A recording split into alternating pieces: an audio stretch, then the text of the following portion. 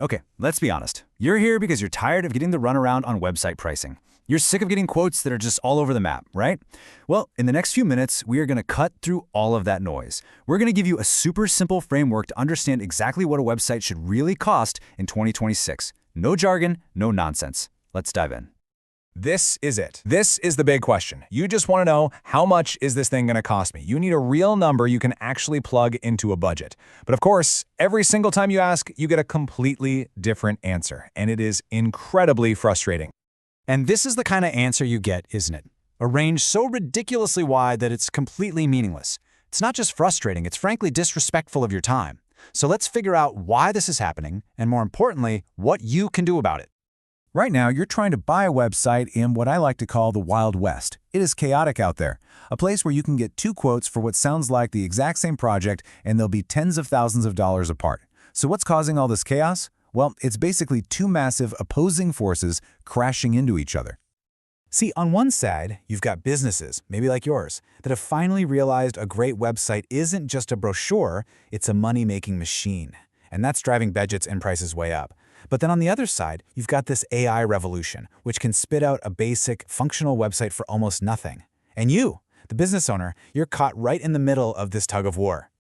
So how in the world do you navigate this market? Well, I'm going to give you a simple but really powerful idea. The 3 buckets.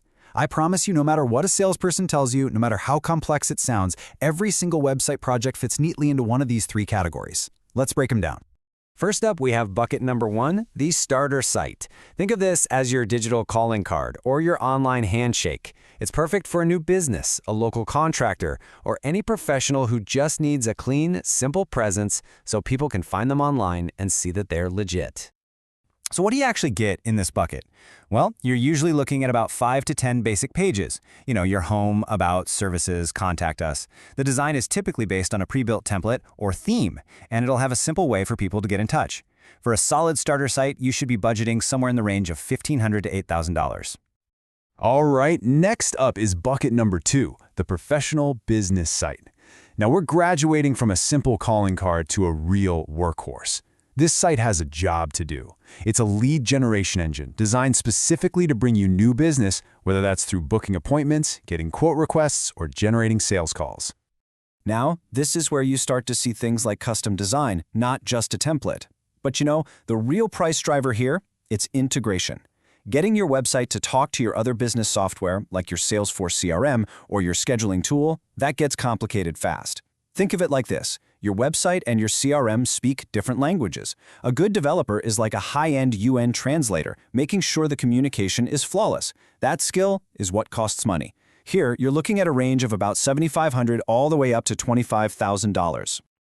And that brings us to our third and final bucket, the e-commerce website. And with this one, the rules completely change.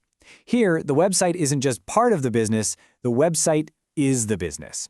It is your storefront, your checkout counter, your inventory system, all rolled into one. The stakes honestly could not be higher. When you're building an e-commerce site, you're paying for so much more than just a nice-looking design. You're paying for ironclad security to protect your customers' credit card information. You are paying for rock-solid reliability so your site never goes down during a big sale. That's why the price tag starts around $10,000, but can easily soar past $150,000 for complex stores. And this chart really just says it all. Look at those jumps. We're not talking about small steps up in price. These are massive leaps in complexity, risk, and, of course, cost. Figuring out which bucket you're in is the absolute first step to getting a realistic price. Okay, so now you know your bucket. You've got a price range in mind. But where does all that money actually go? Let's crack open that price tag and break down the budget. Honestly, understanding this is your best tool for negotiating a fair price. If you look at a typical project, a pretty small slice, maybe 10%, goes to the technical foundation, like your hosting and domain. A bigger slice, around 20%, goes to the content, the actual words on the page and the strategy behind them. But look at that huge chunk. The vast majority of your budget, a whopping 70%, goes to the people, the designers and developers.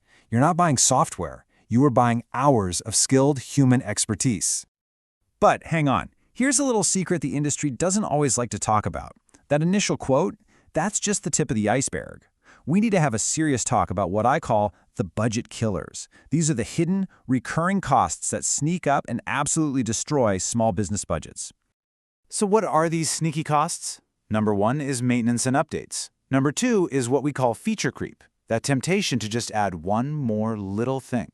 And number 3 is the constant need for security and compliance updates. You have to remember, a website isn't a brochure you print once. It's a living piece of software that needs constant care and feeding. So what's the rule of thumb here? It's simple. Whatever your initial build price is, you need to budget 10 to 20% of that cost every single year just for maintenance. For security patches, software updates, backups, all the boring stuff that keeps your investment safe. If you ignore this, you're not saving money, you're just kicking a very expensive can down the road. Okay, you've got your bucket. You know about the hidden costs. Now for the next big question. Who is actually going to build this thing? You've basically got 3 main choices. And let me tell you, each one comes with a very different set of trade-offs.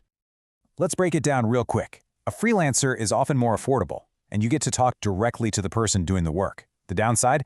They're a single point of failure. If they get sick, your project stops.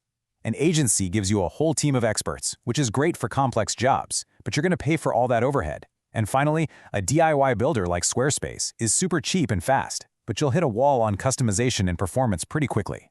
The right choice really depends on your project's complexity and your tolerance for risk. Now, we have to talk about the elephant in the room.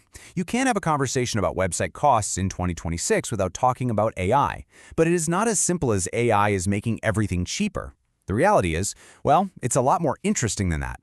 What's happening is what I call the great polarization. On one hand, yes, AI is making basic, decent-looking websites a commodity. They're becoming cheaper and more accessible than ever. But at the same time, it's flooding the internet with generic, cookie-cutter sites. So for a serious business to actually stand out, you now need a truly custom strategy and a unique user experience. And the elite human developers who can deliver that are becoming more in demand and way more expensive than ever before. And this polarization is why you have to be so careful of the free software trap, especially with something like WordPress. You see free to download and you think you've hit the jackpot, right? But the software is just step 1. Then you need a premium theme to make it look professional. Then you need a bunch of paid plugins to make it secure and fast. And most importantly, you need the hours of expert labor to get all those pieces to work together without breaking. The software might be free, but a reliable business website never is. But if there is only one thing you take away from all of this, please let it be this. Going cheap on your website is not a smart business move. It is a future expense in disguise. I promise you, every $1,000 you think you're saving on a cheap developer today, you will spend $3,000 fixing their mistakes later. This is one of the undeniable iron laws of this industry. I've seen it play out hundreds of times. So as you go out and start planning your next website, you have to ask yourself this one simple question. Are you building a strategic investment that will grow your business for years to come? Or are you creating a future liability that will cause headaches and drain your bank account? Now you have the framework, the choice is yours.